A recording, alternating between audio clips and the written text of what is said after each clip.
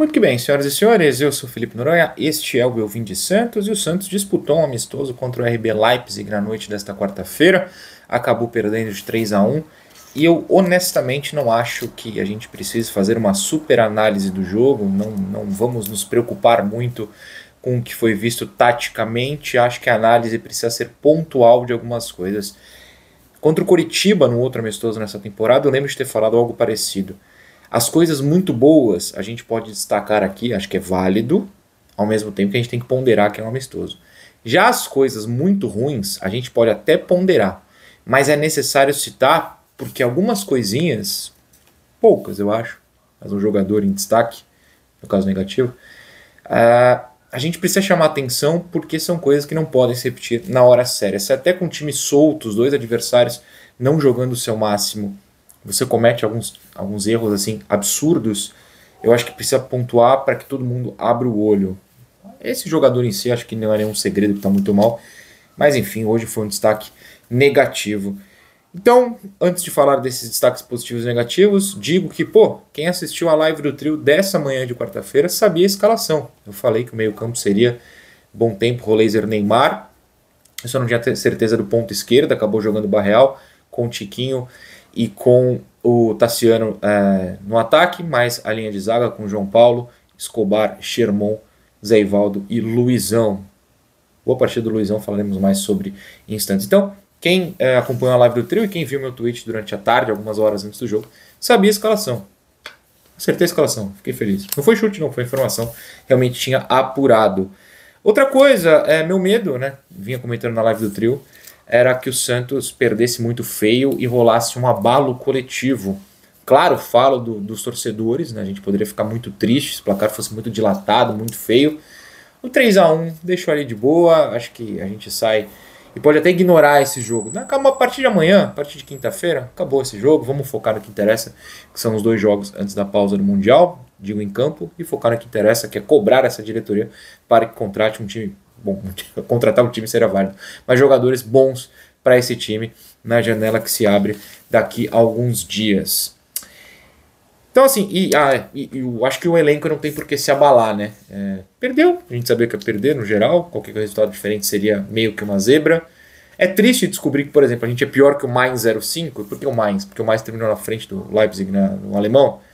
É triste, mas também não é muito segredo, né? Ajuda até a gente parar de superestimar alguns jogadores aqui do Santos, que a gente tem que cobrar sim, e não passar a mão na cabeça, não dizer que é ídolo, não dizer que é bom, porque não são, vários não são, outros são, e citaremos em instantes. Bom, então eu separei basicamente, aliás, pontuando, né, 2 dos gols do Leipzig foram em desvio, os 2 gols do Xavi Simons foram com desvios.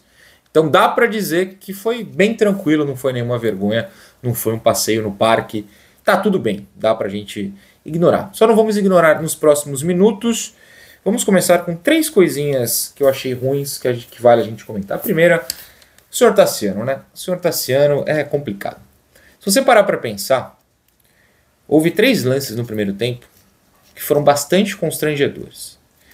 Um foi uma bola que não está na ordem da linha do tempo, tá? Eu vou terminar com o que aconteceu primeiro, mas é a pior. Uma tabela, o Neymar arranca pela esquerda. O Neymar jogou bastante aberto hoje. Toca para o Tassiano, só fazer o pivô, devolver para o Neymar para ele sair na diagonal livre, né? Porque o Tassiano supostamente tiraria o zagueiro, vai marcar ele no pivô, o Neymar viria nessa linha livre. E o Tassiano erra um passe assim, de forma bastante constrangedora. Outro lance foi um momento em que o Neymar arranca pela esquerda de novo, é um contra-ataque, ele solta para o Tassiano na ponta esquerda, o Tassiano sai com bola e tudo.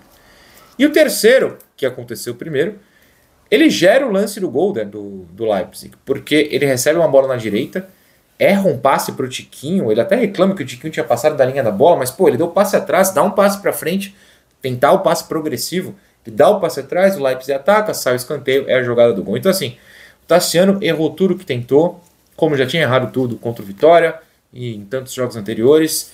Se tem um cara, de verdade, que a gente olha e fala, dá uma geladeirinha nele, vamos evitar escalar por alguns jogos? Bastante jogos? Pelo menos os 2 aí antes do Mundial. É o Tassiano. Hoje ele foi muito mal. E eu sei que na teoria ele é reserva, mas com esse time misto que entrou em campo, o Tassiano não foi bem. Outro cara que não foi bem foi o David, né?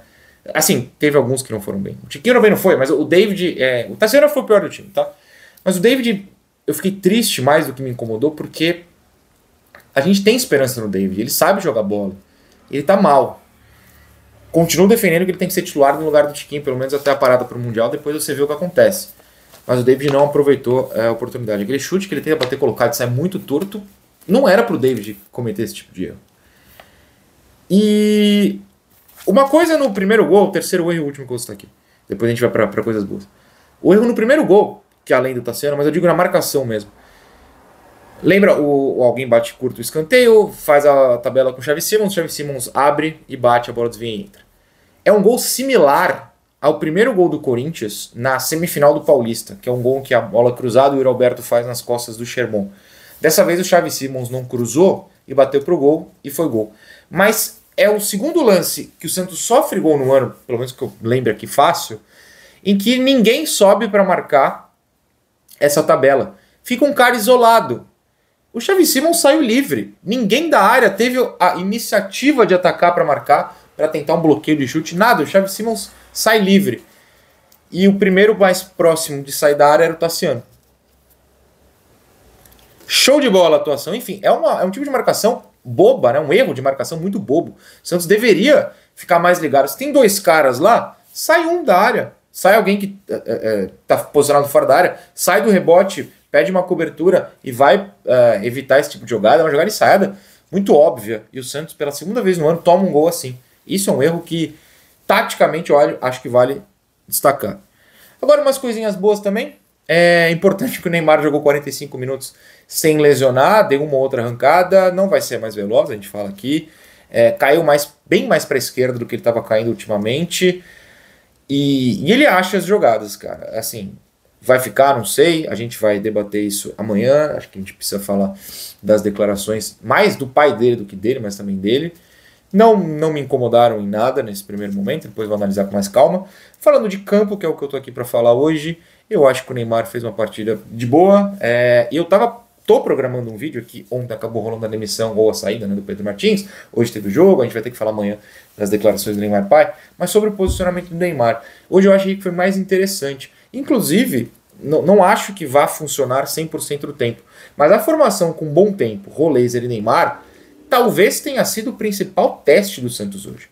Porque o Roleiser e o Neymar precisam jogar, e juntos. O bom tempo precisa jogar. Só que aí você fala, o Zé Rafael também precisa jogar. Então talvez a solução é forte, uma possibilidade, vamos lá, seja você extirpar o Tassiano do time, né? Tchau pro Tassiano. E pensar no Roleiser e no bom tempo, trocando de posição pela direita. Uma hora um cai na ponta, outra hora um cai no meio. O Neymar de meia esquerda e o Zé Rafael de primeiro volante. O Zé Rafael não ia jogar hoje, pelo amor de Deus, não tinha porquê. Mas eu gostei da atuação do Roleiser. Aí eu passo para o segundo ponto, que é o Roleiser.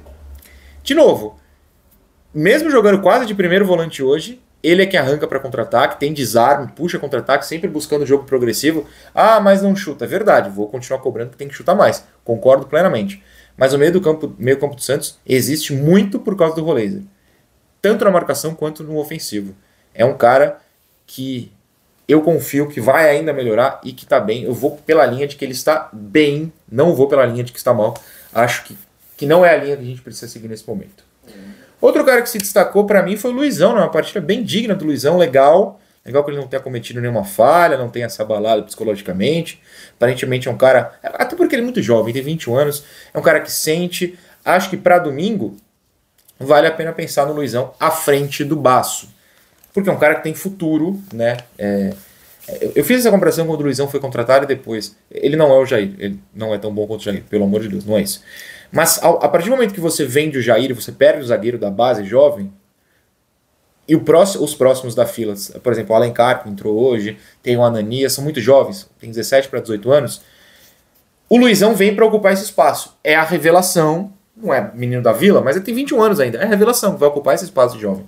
Então eu acho que o Luizão tem um potencial muito superior ao Baço e seria legal, depois dessa partida, dar esse voto de confiança. Claro que votos de confiança não são uma certeza, mas eu acho que ele foi bem. Outra coisa, quantas faltam aqui? Falta uma só. Então vamos finalizar com essa. O Ian fez o gol, e ele fez o gol com duas coisas importantes. Uma... Aliás, vamos falar de três coisas. Aproveitar esse gol para falar de três coisas. O Ian fez o gol com o Santos marcando pressão. Ele que rouba a bola, inclusive. O Ian fez o gol num momento que tinha muitos meninos em campo. Que foram bem hoje de novo. De novo os meninos entraram melhor que muitos dos mais velhos. E terceiro, é uma coisa que eu canto aqui há anos, pelo menos desde 2022, quando ele fazia gols assim no time sub-20, campeão paulista. Do Miguel, Fernandinho, enfim.